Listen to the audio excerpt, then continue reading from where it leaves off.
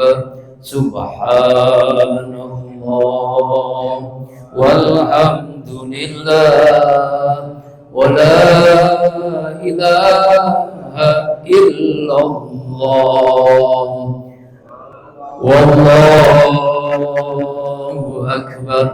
Assalamualaikum warahmatullahi wabarakatuh. Amin ya Allah ya mujibas sa'idin. Subhanallah wa bihamdihi subhanallahil azim adada khalqihi wa ridha nafsihi wa zinata arshihi wa midada kalimatihi. Asyhadu an la ilaha illallah wahdahu la syarika lah wa asyhadu anna sayyidina Muhammadan abduhu wa rasuluhu la nabiyya ba'dah. Allahumma shalli ala sayyidina wa maulana Muhammadin wa ala alihi wa ashabihi wa man tabi'ahu bi ihsanin ila yaumiddin.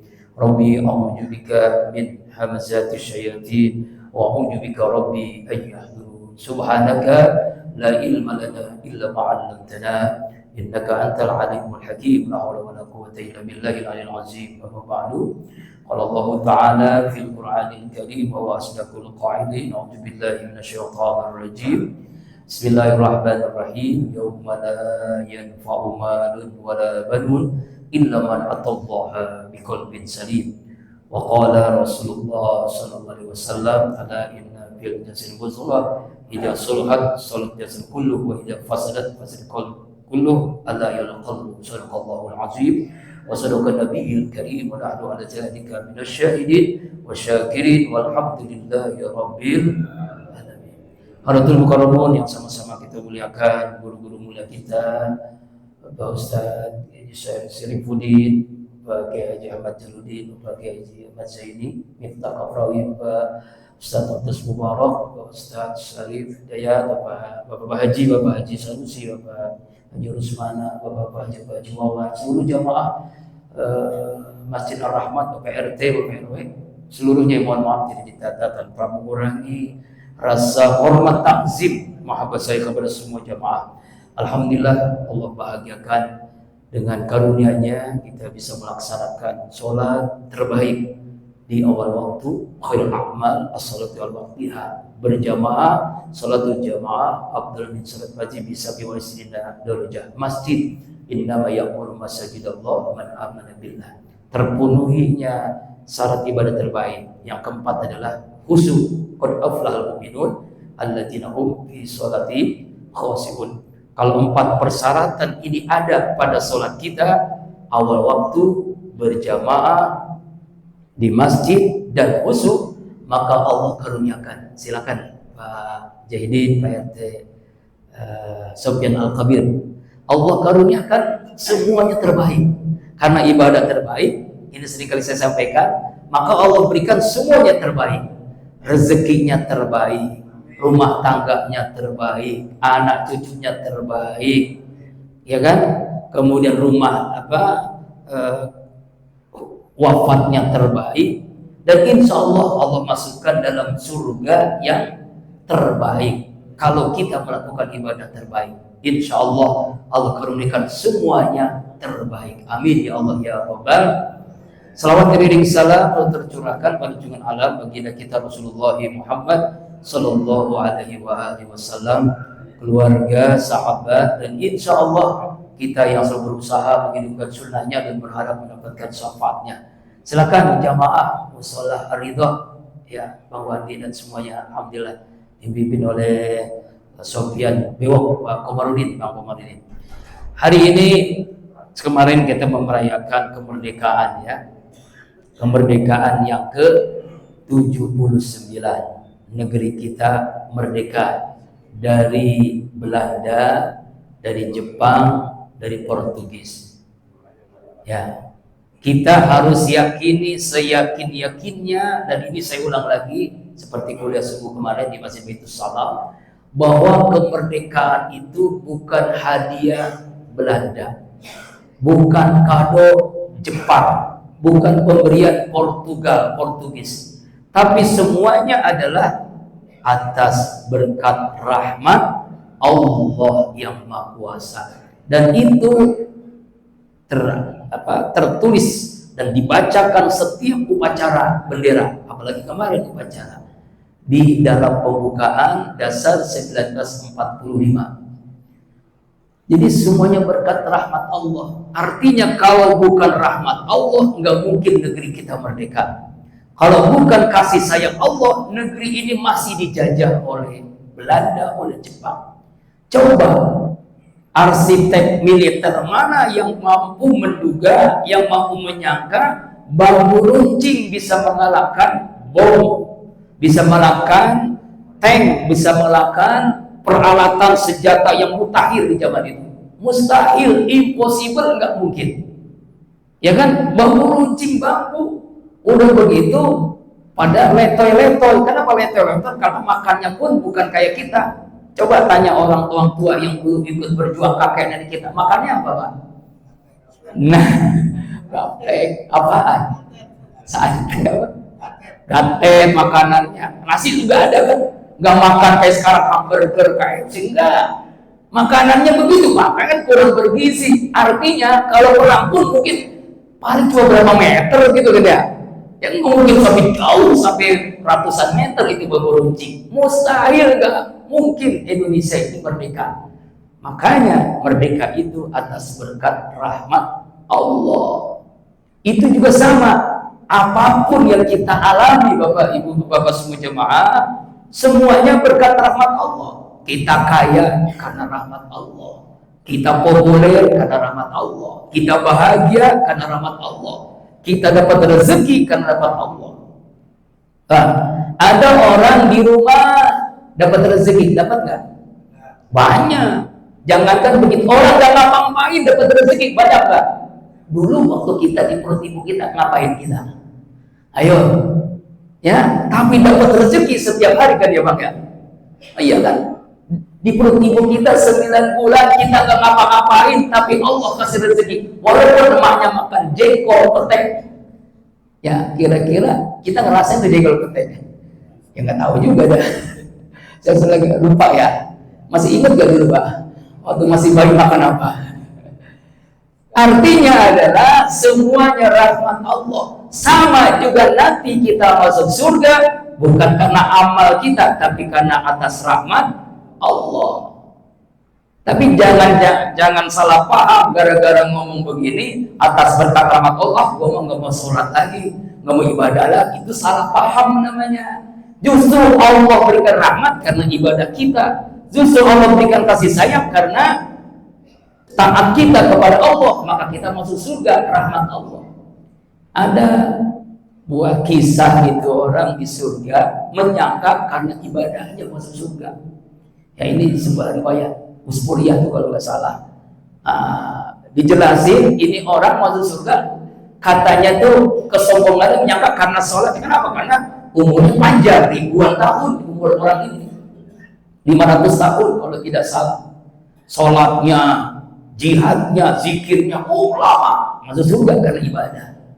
Di surga ditimbang mizan antara nikmat Allah yang satu, nikmat satu, misalnya nikmat mata, matanya bukan satu, ditimbang dengan 500 tahun ibadah, itu lebih berat mata yang satu dibandingkan ibadah 500 tahun. Orang itu tersungkur malu, minta ampun, istighfar kepada Allah Subhanahu wa ta'ala. Artinya nggak ada apa-apanya Pak ya.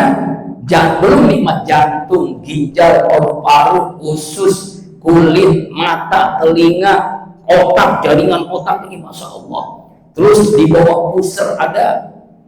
Nah itu nikmat ya. Bener Bang, bener. Cepetan manfaatin nikmat. Tapi kenapa yang kita seringkali nyangka kita masuk surga karena amal, nggak ada apa-apa, amal kita itu malu kita jalan Allah. Rasulullah SAW saja yang sudah dijamin masuk surga, sudah dijamin ampunan terhadap dosanya kepada Allah. Oh ibadahnya kira-kira beginilah. Jam 1 Aisyah radhiyallahu melihat Rasulullah sedang sholat malam, tidur lagi dia. Jam 2 bangun lihat Nabi masih sholat malam. Jam 3 masih sholat malam. Jam 4 masih sholat malam. Mau subuh baru berhenti. Lalu memberanikan Aisyah bertanya, Bang, kira-kira bahasa begitu. Abang ini kan boleh dijamin masuk surga. Abang ini sudah dijamin ampun dosa. Gitu-gitu amat sih ibadahnya. Kan kalau kita Pak, kira-kira nih, Bang, abang boleh dijamin masuk surga. Bang ini sudah dijamin ampun dosa. Kira-kira mau ibadah nggak Pak? Enggak, udah dijamin masuk surga. Kayaknya nggak pernah ada ibadah, nggak mau ibadah lagi. Udah dijamin masuk surga, ngapain lagi kan ya? Tapi bagaimana Rasulullah makin dijamin masuk surga, makin hebat ibadahnya. Bahkan dalam riwayat kakinya bengkak lantaran lama berdiri rukuk sujud dalam sholatnya. Saya juga yakin jemaah rahmatin ada yang kakinya bengkak. Bukan habis sholat ya. Kenjat batu, iya mau pasir. Itulah pentingnya kita ya, harus selalu ya tahu bahwasanya rahmat Allah negeri ini merdeka. Ini kisah sederhana, yaitu ada seorang yang kaya raya, uangnya berlipat-lipat, ya kan, mobilnya mengkilat, rumahnya bertingkat, istrinya cantik memikat, bahkan jumlahnya. Tapi hidupnya kiamat, gelisah terus, resah terus, masih kurang terus ini orang nih yang kaya tadi nih.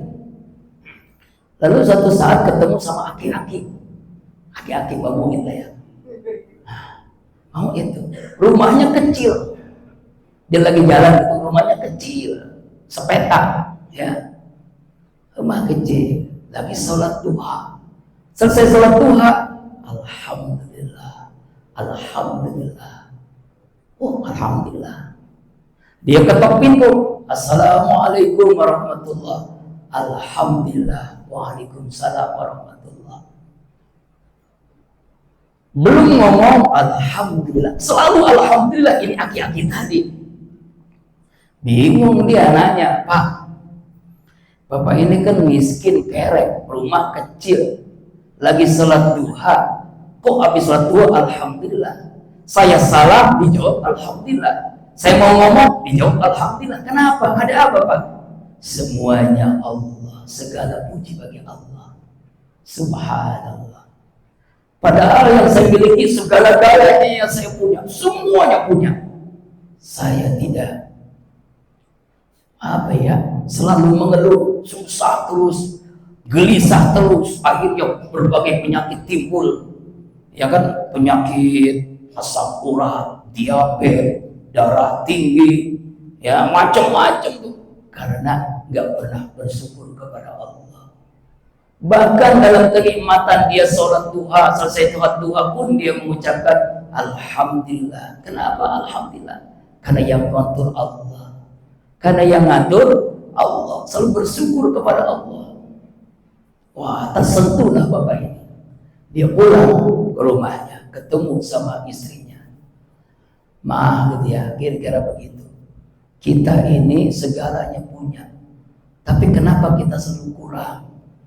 Apapun yang kita inginkan pasti ada, karena uang kita banyak, miliaran, triliunan. Kita inginkan apapun bisa. Tapi kok kenapa kita hidup, kita gelisah, susah? Ketika melihat tadi saya di rumah kecil, seorang aki-aki sholat duha, selesai sholat duha dia alhamdulillah, wa bi ayyi ala'i rabbikuma tukadziban. Saya salam alhamdulillah, baru dia jawab salam. Saya ngomong alhamdulillah, baru dia ngomong. Lalu saya menceritakan semuanya kerahmat Allah, semuanya karunia Allah. Masya Allah, tersentuh, nangis, minta ampun, taubat kepada Allah. Selama ini kita gak pernah bersyukur kepada Allah. Selama ini tidak mengakui bahwasanya nikmat Allah itu tidak terhitung jumlahnya. Malu dia bertobat kepada Allah, minta ampun kepada Allah Subhanahu wa Ta'ala. Akhirnya beberapa saat kemudian taubat, lalu dia panggil bapak itu lagi zikir juga, lagi zikirnya alhamdulillah terus Pak. Alhamdulillah, alhamdulillah. Assalamualaikum, alhamdulillah, waalaikumsalam. Dia mau ngomong alhamdulillah. Ada apa Pak? Tadi kan pagi udah kesini, kok sekarang kesini lagi? Begini Pak, Inilah yang selama ini saya cari. Kemana-mana saya hidup, saya stres, memikirkan yang gak ada. Setiap saat saya hidup, saya memikirkan yang gak ada, padahal yang ada udah begitu banyaknya. Nikmat Allah begitu banyak. Bapak gak punya apa-apa, selalu alhamdulillah. Menyadarkan saya nangis pada Allah. Maaf Pak, maaf Pak. Supaya Bapak ibadah lebih nikmat, tolong itu rumah saya tuh di sana tinggal di Pak, yang di puncak tuh Bapak tinggal di sana, kira-kira begitu. Silakan. Kebutuhan Bapak saya jamin, makan 24 jam, apapun yang Bapak ingin saya kasih. Allah Akbar. Itulah berkat alhamdulillah. In syakartum la azidannakum wa la in kafartum inna azabi lasyadid. Ibrahim ayat ini. Jika kalian bersyukur pasti ku tambah, syukur lagi tambah lagi, syukur lagi tambah lagi. Ya kan? Punya istri satu, syukur tambah, syukur lagi tambah. Alhamdulillah. Iya. Ya Rabbal, senyum aja Pak Muhid.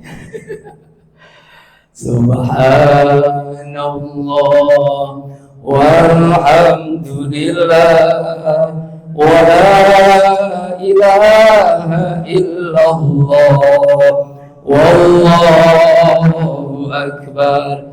Subhanallah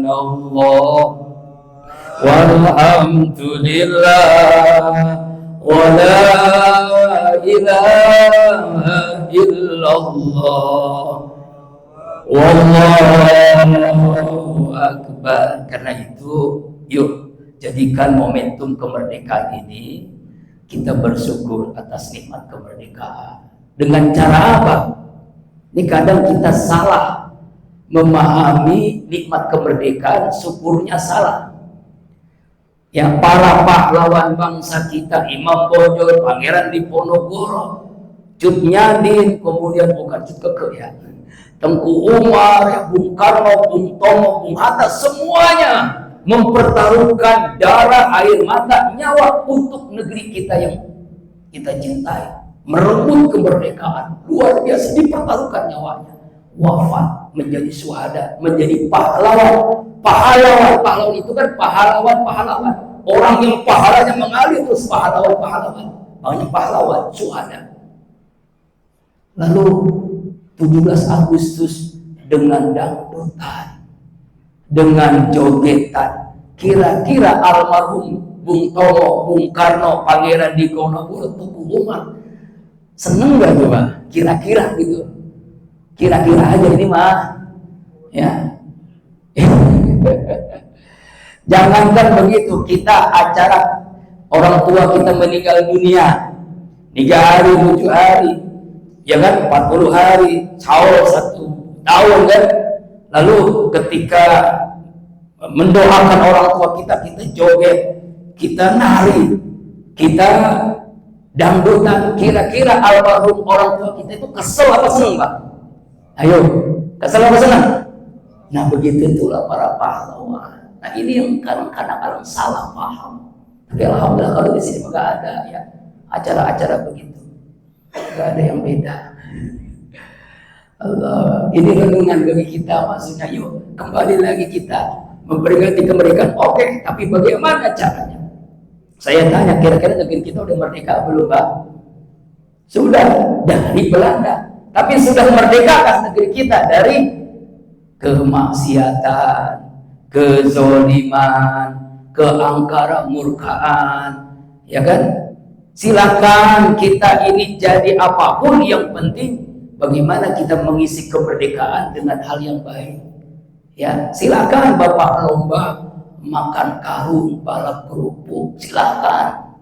Panjat pinang, padahal nggak boleh itu menurut MUI panjat pinang. Yang boleh pinang dulu baru dipanjat. Bener ya? Bener betul. Pinang dulu baru dipanjat. Allahu Akbar walillah. Nah, karena itu jamaah rahimakumullah, yuk kita muhasabah diri. Muhasabah diri. Nah, bagaimana cara kita mengisi kemerdekaan dulu? merebut kemerdekaan, sekarang mengisi kemerdekaan.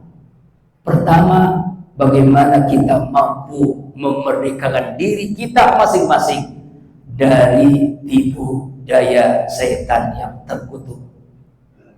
Orang itu masih terjajah kalau dia masih tertipu oleh setan. Sebab penjajah kita bukan Belanda lagi, bukan Jepang lagi, tapi penjajah kita adalah setan. Setan godain kita bukan setahun sekali, bukan sebulan sekali, bukan seminggu sekali, tapi setiap saat godain kita. Allazi yuwaswisu fi sudur linnas minal jinnati, yang menyerumuskan manusia melalui darah, aliran darah dalam hati manusia, baik itu golongan jin, setan jin ataupun setan manusia. Kalau setan jin dibacakan ayat kursi, insya Allah kabur. Tapi kalau setan manusia dibacakan ayat kursi, kursinya diambil. Coba sekarang kan banyak yang baca rajin ayat kursi, Pak, menjelang pilkada. Ya kayak dulu ada pilkada, ada pilkabe. Apa bedanya? Kalau pilkada jadi lupa. Kalau pilkabe lupa jadi. Setan godain kita nih, Pak. Jadi kalau kita tergoda oleh setan berarti kita belum merdeka. Bagaimana caranya supaya kita lepas dari penjajah setan? Caranya adalah isti'adzah, yaitu minta perlindungan Allah dari godaan setan yang terkutuk. Setan itu menggoda kita, Pak, menyerang kita, menjajah kita 4 arah angin: depan, belakang, kanan, kiri. Strategi perang itu kita kalah. Bayangin kita sendiri nih, ini setan depan, setan belakang, setan kanan, setan kiri. Gimana mau menang nih? Tapi Allah kasih kemenangan. Caranya atas bawah, ada kan? Zona bebas setan atas bawah. Apa itu atas? Isti'adzah, doa, minta perlindungan Allah. Apa itu bawah? Sujud. Selama kita isti'adzah, selama kita sujud, Allah jauhkan kita dari penjajah setan. Insya Allah. Kita perang nih, perang lawan setan. Setiap kawan, setiap saat kita perang. Maka selalu minta perlindungan Allah. Nggak ada yang mampu, Pak. Jangankan kita, ya, Nabi saja digoda setan. Tetapi bagaimana caranya? Coba lihat perjalanan. Kita lihat Nabi Nuh punya anak namanya Kanaan. Betul. Berdakwah kemana-mana, semuanya ikut taat. Anaknya nggak mau taat. Anak kandungnya sendiri nggak mau taat. Akhirnya tenggelam bersama orang-orang kafir. Ya kan? Nabi Ibrahim, bapak kandungnya sendiri, bukan sekedar durhaka, tapi bikin Tuhan patung-patung bapaknya sendiri, azan, ayahnya sendiri. Ya kan? Nabi kita Muhammad SAW, pamannya Nabi, Pak, pamannya Abu Jahal, Abu Lahab, Abu yang lain, Abu Gosok, Tabbat yada Abi Lahab, itu pamannya sendiri tergoda oleh tipu daya setan.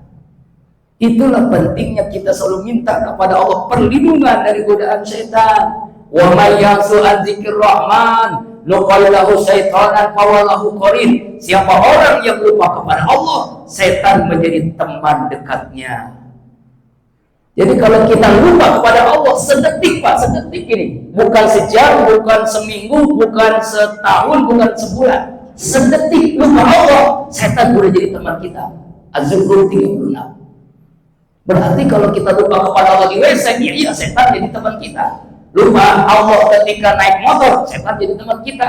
Lupa Allah ketika naik mobil, setan jadi teman kita. Lupa Allah ketika lagi dagang, lagi politik, lagi berbudaya, lagi nyanyi, lupa sama Allah, setan menjadi teman kita. Ya makanya jangan heran, banyak orang fisiknya manusia tapi sifatnya kayak setan. Nauzubillahi min. Itulah kita minta perlindungan Allah dengan cara isti'adzah. Yang kedua, kita dijajah oleh nafsu yang ada dalam diri kita. Masya Allah Bapak nih, ini nafsu ini Pak bukan dimatiin tapi dikendaliin. Karena nafsu memang Allah ciptakan. Semua manusia itu punya nafsu, Allah ciptakan memang, tapi kita harus berperang melawan nafsu. Bagaimana caranya berperang melawan nafsu? Kita kendalikan lewat zikir. Ya, kalau kita zikir, maka iman mampu menguasai nafsu. Kalau kita lupa Allah, nisyan, maka nafsu mengendalikan iman. Ya sederhananya beginilah. Jadi kita ini perang, iman atau nafsu. Siapa yang menang?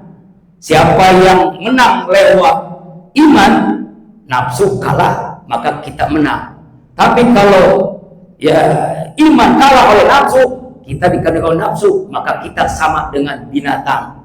Al-A'raf 176 sampai 179. Saya langsung ke 179-nya aja. Ulaika kal an'am bal hum adall. Mereka itu seperti binatang ternak, bahkan lebih rendah dari binatang. Nih, ada laki-laki mempermainkan wanita, namanya buaya darat. Laki-laki satu rumah sama wanita tanpa ikatan nikah, namanya kumpul. Pakaian rapi, berdasi, ditangkap sama KPK, namanya tikus. Apa lagi? Monyet. Ya Allah. Bajing itu makannya kelapa, bajingan aspal, bensin. Haji itu haji Pak, haji 20.000 kotak tambahan haji dijual. Kalau satu kotak haji untungnya 100 juta, 20.000 orang kaliin dan berapa Pak? Nolnya banyak banget. Ya Allah. Kalau orang ngurus haji biasanya kan orang-orang yang berilmu agama kan? Ya. Tapi kenapa bisa begitu? Karena nafsunya lebih dominan daripada imannya. Nafsunya menguasai imannya. Inilah kita berperang. Ya, berperang lewat diri kita melawan nafsu.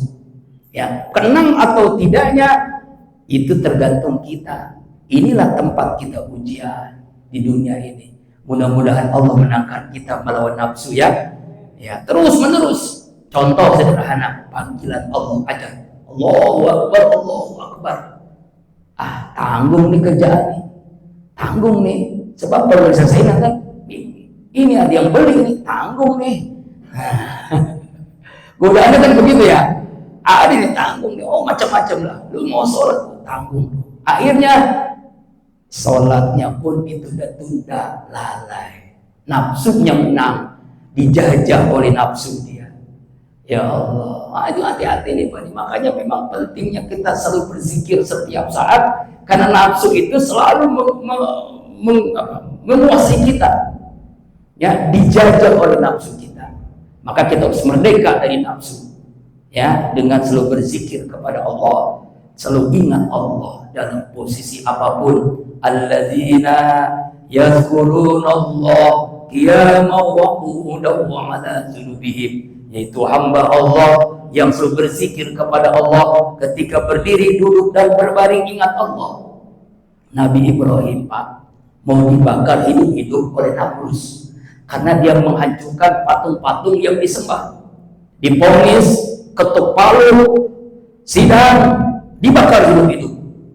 Semua makhluk Allah berlomba-lomba membantu Nabi Ibrahim. Malaikat Ibrahim, malaikat yang istilahnya tuh nurunkan hujan. Ini cukup dengan kamu perintahkan hujan turun, api padam. Nehi, nah kira-kira nehi, nggak mau.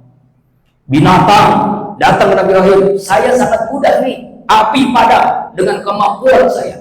Jin datang, nehi, nggak mau dia.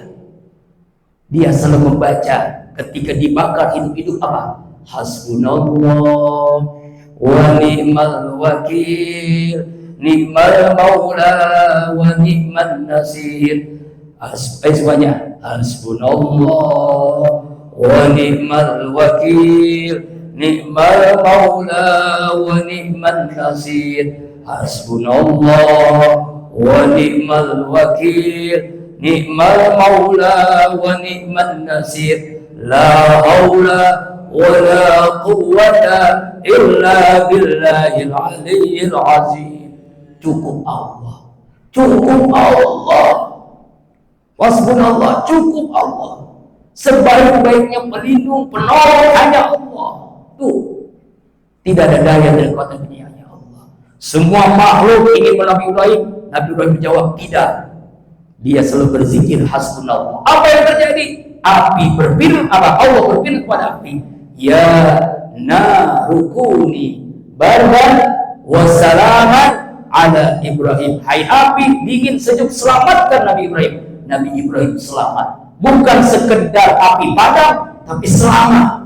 Makanya kalimatnya ya narukuni bardan wassalaman, dingin selamat. Sebab kalau dingin doang nggak selamat, sama juga bohong. Ya, dingin doang nih, tapi nggak selamat. Gimana kira-kira? Nggak enak juga. Dingin dan selamat, tuh kan? Karena AC dingin doang, tapi nggak selamat pulang, nggak enak juga. Dingin dan selamat, tapi karena Allah, karena tawakalnya kepada Allah mengalahkan segala-galanya. Artinya apa, Pak? Tawakal. Nabi Yunus dimakan ikan gede, ikan paus lah kira-kira begitu ya, ikan dur. Dimakan ikan, dia bukan apa? Bukan yang lain-lain yang dilakukan, yaitu dia minta ampun kepada Allah. La ilaha illa anta subhanaka inni kuntu minaz. Apa yang terjadi? Ikan paus tadi ke pantai dimuntahin Nabi Yunus, selamat Nabi Yunus. Artinya ya, ini senjata kita, Pak. Jadi kalau menghadapi masalah apapun beratnya, tawakal, hasbunallah, dan istighfar. Insya Allah apapun masalah berat yang ada, pada nggak ada yang berat. Bagi Allah itu ringan, apapun. Masalah jodoh, masalah rezeki, masalah hutang, masalah apapun lah, pokoknya sakit sekalipun, berat sekalipun, tawakal, istighfar kuncinya. Pasti Allah berikan kemudahan menghadapi masalah apapun, insya Allah. Jadi merdeka dari hawa nafsu. Yang ketiga, merdeka dari dosa. Bagaimana caranya? Taubat. Saya tanya ini, bapak-bapak, di sini ada nggak yang nggak punya dosa? Tangan, ujung tangan, ayo. Yang punya dosa mana? Yang dosanya sedikit tak? Sedikit? Ada nggak? Nggak ada. Dosa sedikit ya? Hebat banget. Yang punya dosanya sedang mana? Yang punya dosa sedang? Yang punya dosanya banyak mana? Nah, berarti nggak ada yang nggak punya dosa. Nah, saya tanya, kan udah tahu punya dosa, taubatnya Pak sehari berapa kali, Pak? Bapak taubat sehari berapa kali? 5 kali. Nabi Rasulullah SAW yang dijamin ampunan dosa, taubatnya 100 kali setiap hari. Pantas nggak kita cuma 3 kali? Ya Allah, astagfirullahaladzim. Itu Nabi Adam. Satu salah, yaitu makan buah khuldi, karena bininya ngomong, bang, ya, karena kalau godain langsung ke Nabi Adam nggak kena. Nabi Adam kan dekat dengan Allah lewat bini.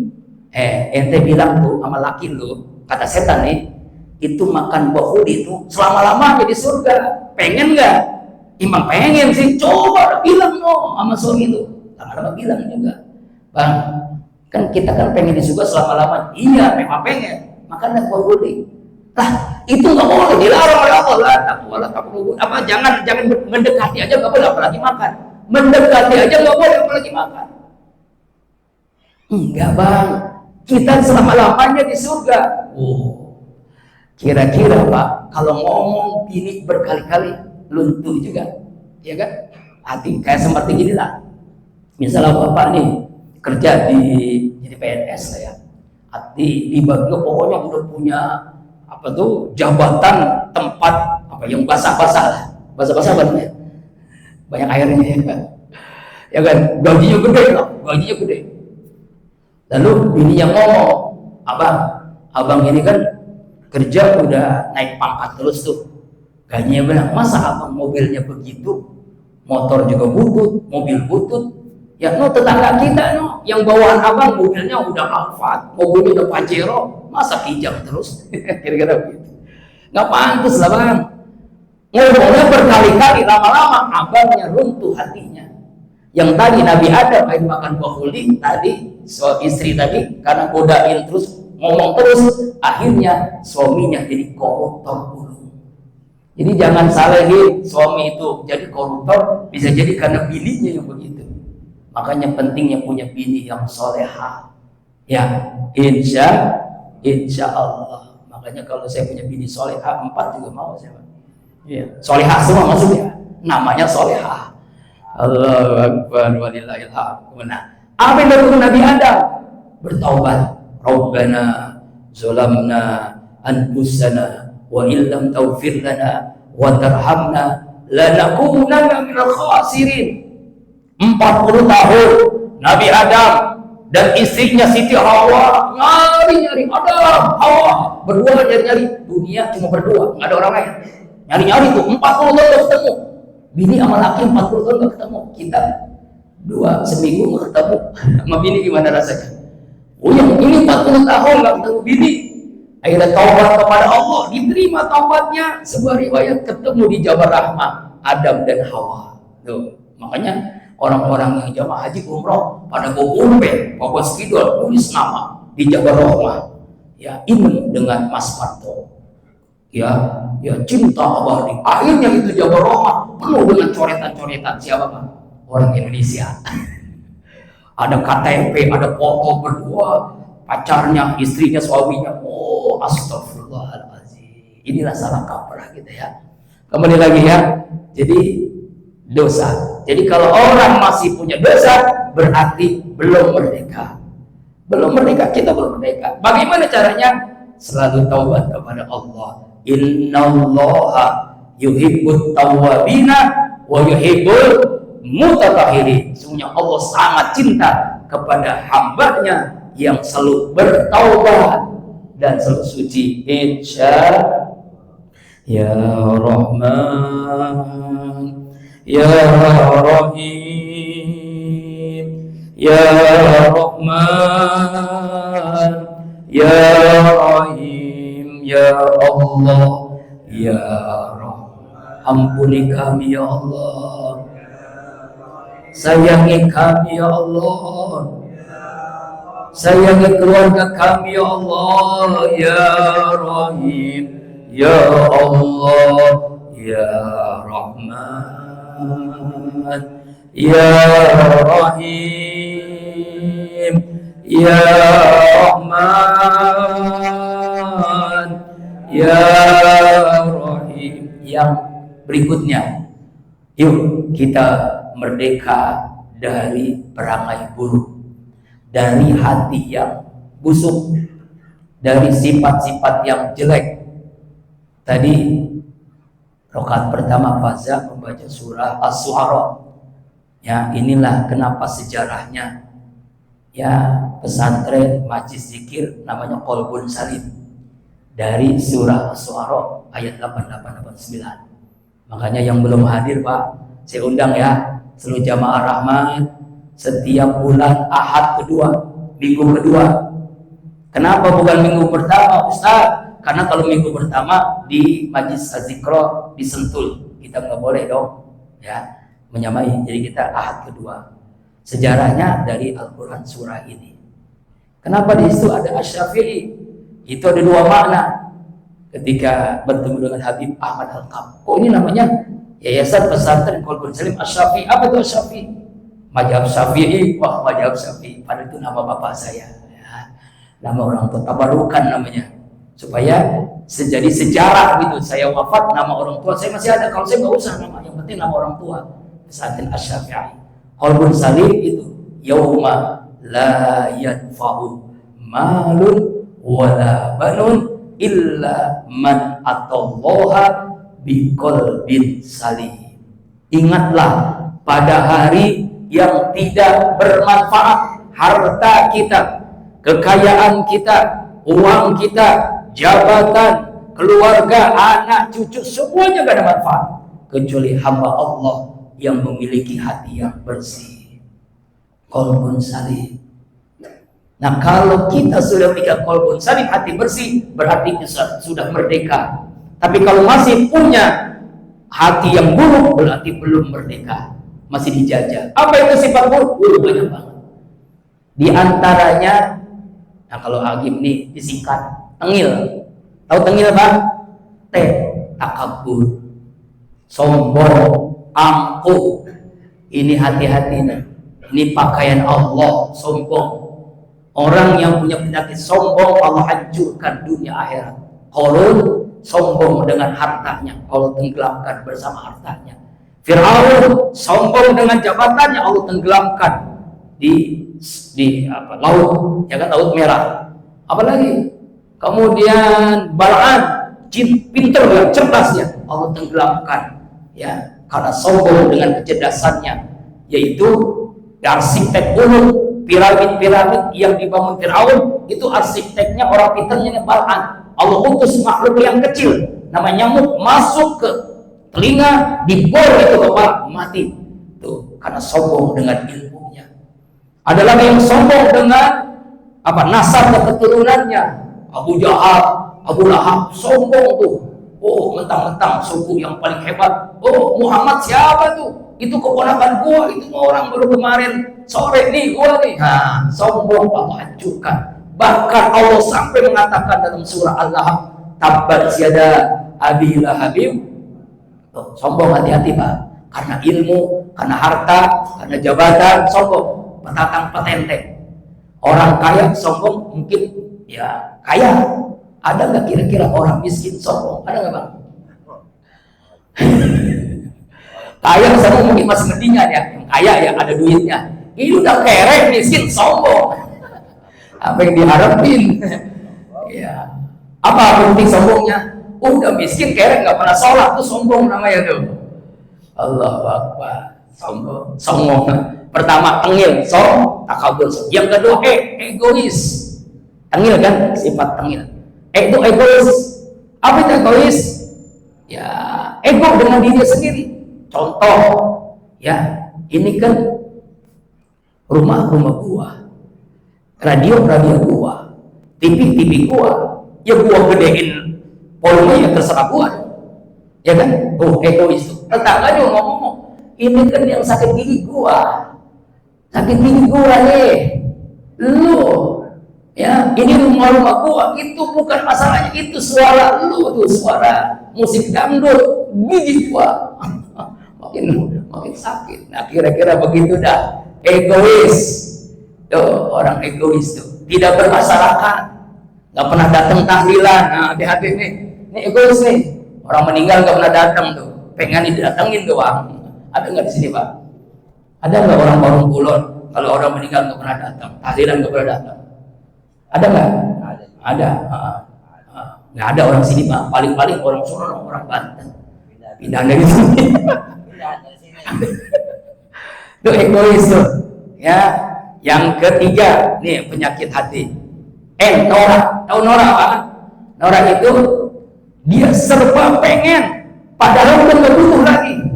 Nggak butuh, namanya nggak butuh buat apa sih? Punya sepatu 10 yang dipakai cuma 1. Punya sandal 100 yang dipakai cuma 1. Punya pakaian 5 lemari yang dipakai cuma. Norak namanya itu. Lo norak, tengil, norak. Mubazir, ya kan? Mubazir, tahu mubazir berlebih-lebihan, nggak ada manfaatnya. Jadi makanya Pak, jangan tumpuk-tumpuk tuh pakaian. Kalau nggak bermanfaat, kasih ke orang, kasih ke tetangga. Punya sendal, punya sepatu, ya kan? Ya kan? Punya bini, jangan. Beda-beda. Ya Allah. Norak. Apalagi? Tengil, takabur, nya egois, norak. Gibah. Gibah itu apa? Ini penyakit membicarakan aib orang lain. Sibuknya dengan aib orang lain terus dia ceritain tuh. Ya. Jadi sibuknya bukan aib dirinya sendiri, sibuknya menceritakan tetangganya. Ini biasanya penyakit bapak-bapak yang kumpul di arisan, nunggu anak sekolah, pengajian, 1 jam ngaji, 2 jam ngerumpi, itu bapak-bapak biasanya. Kalau ibu-ibu kan sepak bola, mancing, gitu ya. Apa itu kata Allah, ayyukum ahadukum ayyakalah ma'itan maka gitu. Kamu pengen gak makan bangkai saudaramu sendiri? Itulah gibah, merumpi, membicarakan aib orang lain. Penyakit hati, penyakit buruk. Apalagi tengil, loba, serakah. Tahu serakah, Pak? Itu yang korupsi itu kan bukan orang miskin, hartanya sudah banyak, berlipat tapi masih kurang saja. Dikorupsi miliaran, triliunan, masih kurang saja karena serakah. Seperti monyet dikasih pisang, 1 dimakan, kasih lagi diambil lagi, kasih lagi diambil lagi, kasih lagi diambil lagi, temannya yang ada masih diambil lagi. Jadi monyet itu Pak 5 pisang di tangan kanan kiri, kaki kanan kiri sama di mulut, itu monyet serakah. Makanya kalau orang serakah korupsi monyet orang serakah. Nah inilah penyakit. Kita harus merdeka dari penyakit ini. Bagaimana supaya kita merdeka dari penyakit buruk ini? Yaitu kita ingat hidup ini sesaat. Kita hidup nanti panjang di akhirat. Ya, kita akan mati. Kita pasti akan mati. Kita akan pulang ke kampung kita akhirat. Biasanya Pak, saya tanya nih, pulang itu enak apa enggak? Senang apa enggak?